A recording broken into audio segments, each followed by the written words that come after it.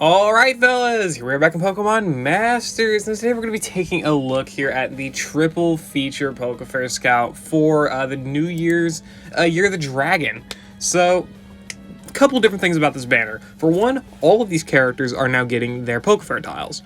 For two, it is the Year of the Dragon. I don't know why we didn't get a special event where we face Dragon Masters or Dragon Trainers or whatever, but apparently they're just going to rerun this for the villain event in Dreams of the Void / Galactic Awakening, because two of the characters are Sinnoh, and one of the characters was released for this event, being Lucas. So yeah, whatever. I guess, I don't know why they're not dropping this alongside some random dragon event. Probably because they don't want to give us any extra rewards or whatever, but no, well, it's not my area of expertise. So yeah, there's that. This is also SYGNA Sulian's first ever free rerun. He has only ever returned prior in paid gem banners, mostly select scouts, and of course the mixed scout. It's crazy. Finally, he's got a rerun. Well past his prime, but of course, still not a horrible unit, so that's very nice. So we're going to take a quick overview of most of these characters, and then we'll look at their fair tiles in a little bit more detail, because we do have 3 characters to go over. First one being SYGNA Cynthia Nkomo. She is an okay Dragon Striker, 414 special attack, extra higher, of course, with a EX. No innate multipliers, but she does have Head Start 1 and High 5 1, which gives her Omni buffs after using the Sync move, but only +1. Still not bad, though. Main form of damage is Clanging Scales, which is a 4-gauge AoE move, 200 power, but it does lower her defense by 1. And not much way to mitigate this other than the addition of Unbending in the grid, but whatever. Going into the trainer move, very good trainer move, by the way. More HP is reduced, the more it raises her crit and sync countdown, up to -3 sync countdown and +3 crit. You can use this to skip an entire sync cycle, especially if you have the half HP parameter. It is a very good option. This is a very good trainer move, in my opinion. Sync ramping, always great, plus the combination of Head Start 1. You can do a lot of sync ramping with this character. Really good stuff. X special attack for special attack buffing, and then Dragon Breath for paralysis, mostly. Going into her grid and ignoring the stuff that she actually got from her grid expansion, because this will only be releasing on Pokemon Masters Day. I'm pretty sure what I said in the data mine reveal / character overviews, like when all the stuff was revealed, that this would be dropping tomorrow alongside the Dragon Banner and whatnot. That's incorrect. It's not going to be. We're only getting the PokeFair tiles tomorrow, which is obviously this stuff. But this stuff here is dropping on Pokemon Masters Day, so keep that in mind. So we're not going to be looking at that yet, but do note, this stuff is extremely impactful to Cynthia's grid. Extremely. But before that, before we had 4 out of 5, or 3 out of 5, sorry, 4 out of 5 out of 5 nodes and the 2 out of 5 nodes here, she had her main form of damage, I guess. Static Shock 5, Sync nodes, Paralysis Synergy 2, and that's pretty much it. This is pretty much all she had for nodes. 50% multiplier in the nuke, which is not good. 20% power for Clanging Scales here, also not good. Clanging Scales has Unhindered, which ignores damage-reducing effects on the target field of play, which is, I guess this is similar to, like, Piercing Blows or something. Damage-reducing effects. Maybe just, like, screens. So it could be very useless. I'm pretty sure this is not that great either way. Adrenaline 1 is good, obviously, for the extra sync power.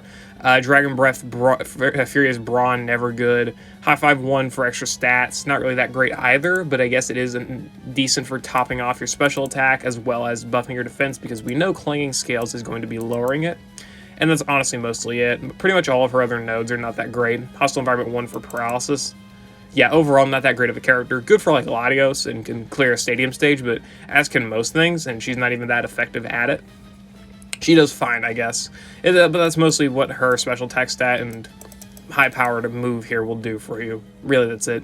Not a great character overall. Definitely had some flaws, but not only did the grid expansion take a lot of measures to fix this, the PokeFair tiles did too, because she has Dauntless and Unbending, most notably Unbending, which is 5 energy, pretty cheap.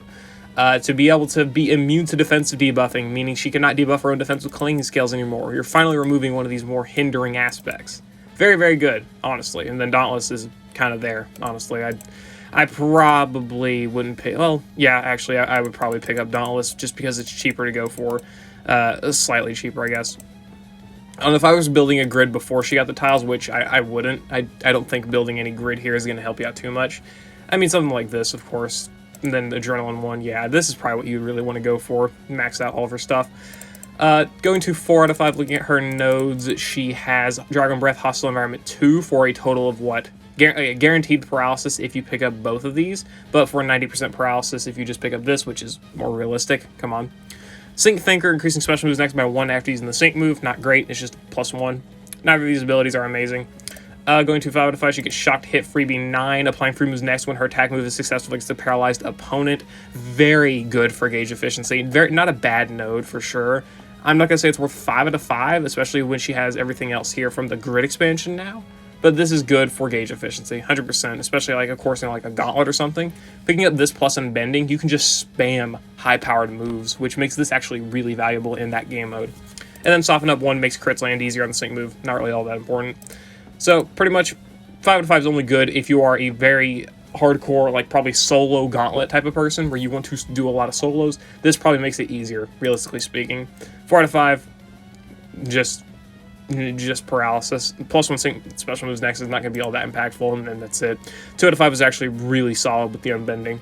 So yeah.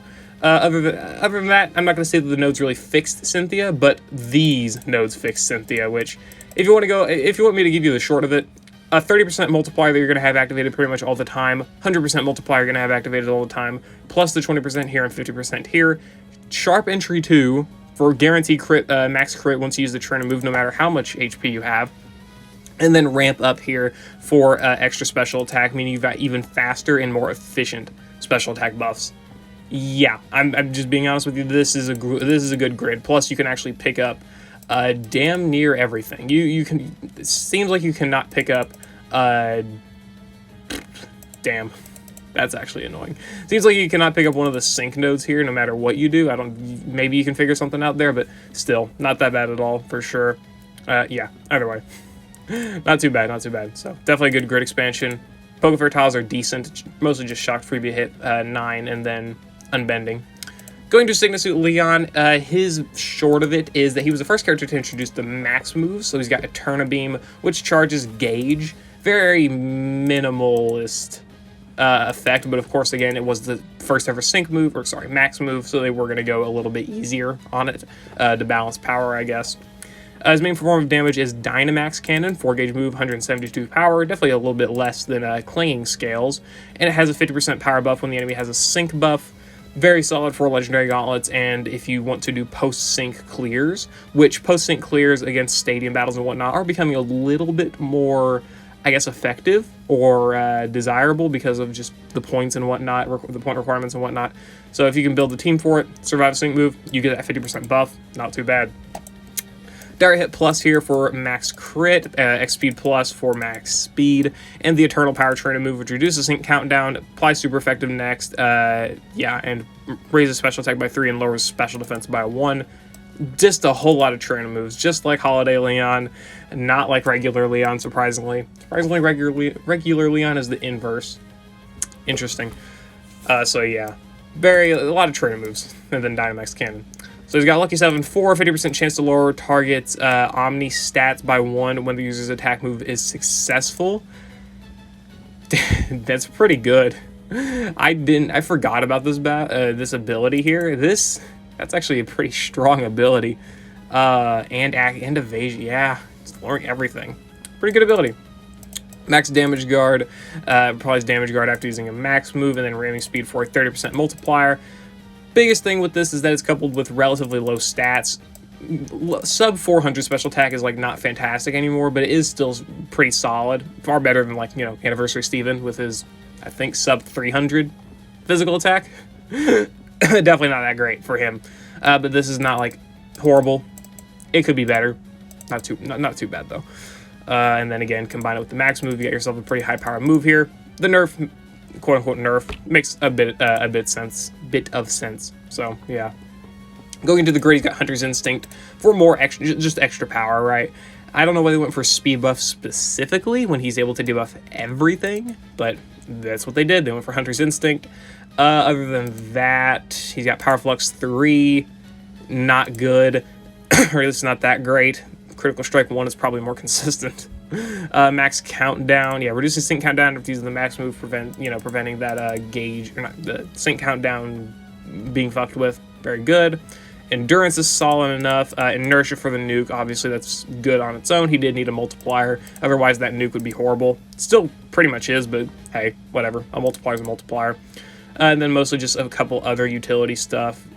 A little bit of other utility stuff, I would say. I mean, max slip up, lowering speed for Hunter's Instinct. Sharp Entry 1 for making it so you don't have to use the Dire Hit Plus again, or don't have to bring a crit support. Eternal Beam for a little bit of extra power. Quite a bit of extra power, actually. Definitely not bad. But yeah, I'd say this guy was not really all that crazy. Not the craziest power move. 158's not bad, off of not the craziest special attack, with pretty good max move, but really just one use, of course. A whole plethora of trainer moves here. He did have 2 damaging multipliers, which was his mostly saving grace, but do consider Hunter's Instinct is pretty difficult to activate other than Lucky 7, which is extremely, not really extremely inconsistent, but obviously it's going to take a whole lot of turns to activate the full Hunter's Instinct multiplier. And then Inertia, just 100% multiplier on the nuke, that's it.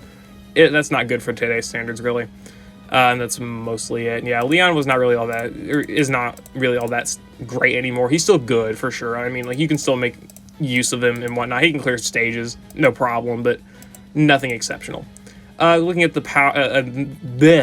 the nodes here, he got Antitoxin and Flameproof, not useful all that much. Trying to move BOGO, literally just for Dynamax Cannon, probably would never pick this up, because if you're having to use a Trainer move just for BOGO, or I guess like the +1 free moves, or just using you get the free moves next, and then using your first Eterna Beam, or Dynamax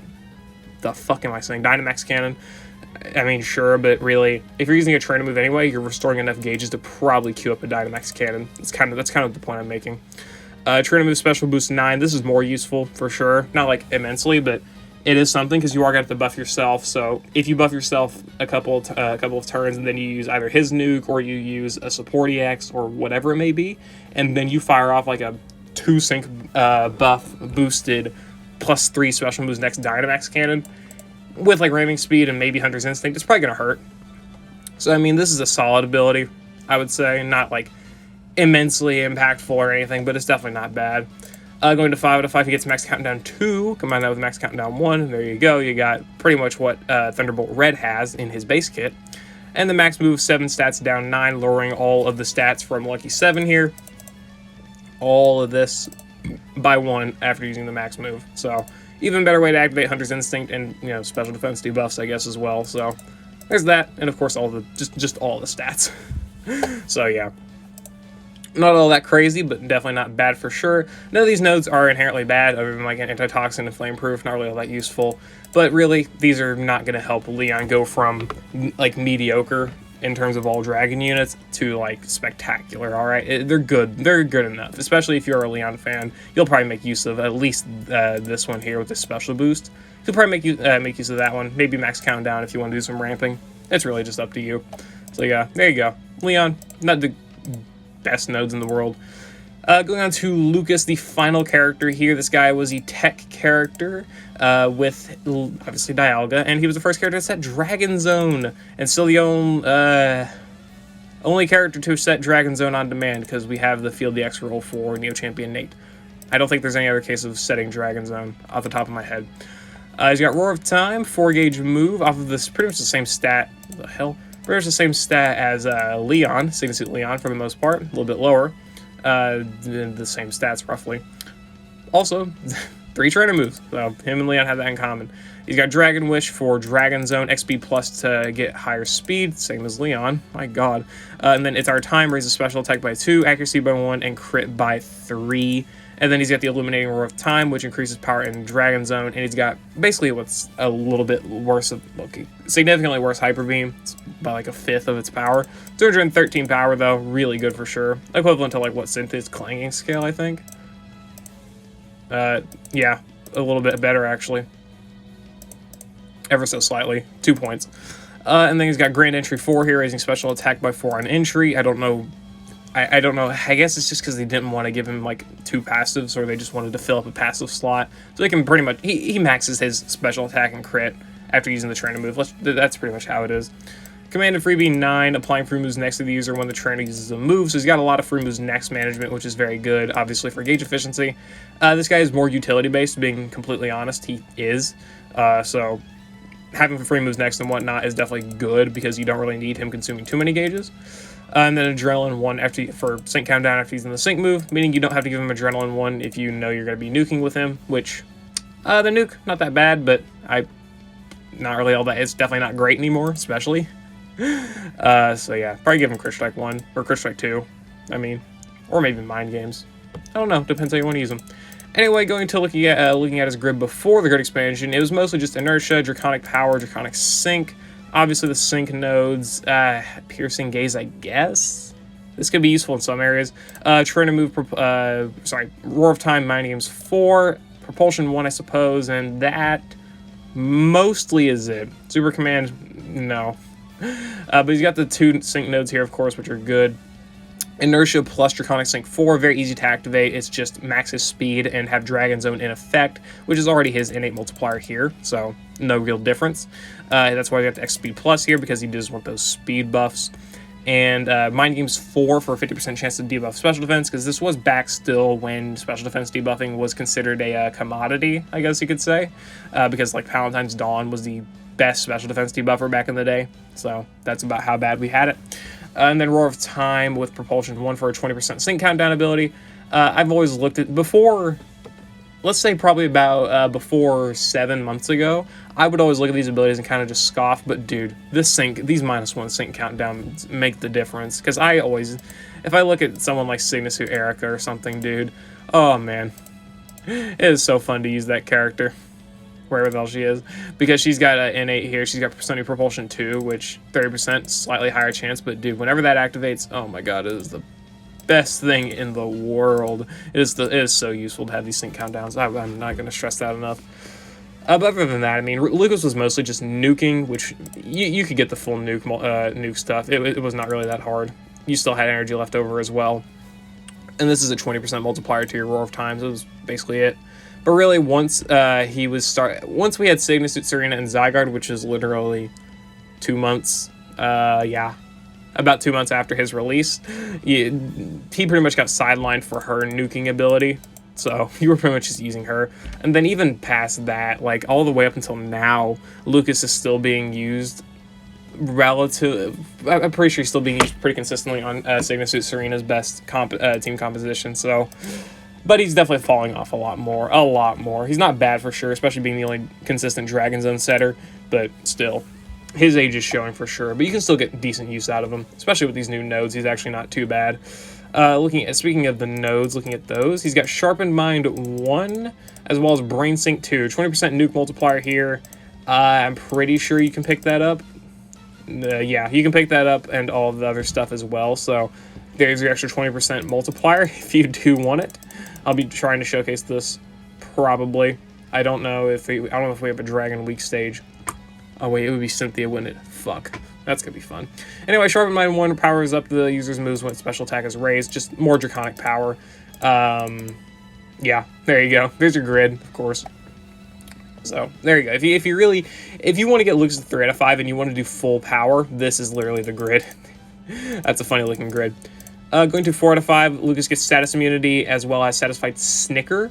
Again, this is just utility. If you do need the propulsions, mind games, whatever on Lucas, then you're gonna find use in satisfied snicker, especially against like Latios, where you need the fucking, what's it called? Fluid fortification deactivated. You can do that. Status immunity mostly useless, but again, random like legendary gauntlets and whatnot that could give you status conditions. It happens, or whatever stages it may be. But mostly again, just niche, especially for being a 4 out of 5 node. And also Roar of Time, Satisfied Snicker. It's also pretty niche, so do consider that. Not great stuff. And then 5 out of 5, obviously the best node. Soften up 1, right? Yeah, woo, who cares? Yeah, Dragon Zone Extension 3. It's good, for sure.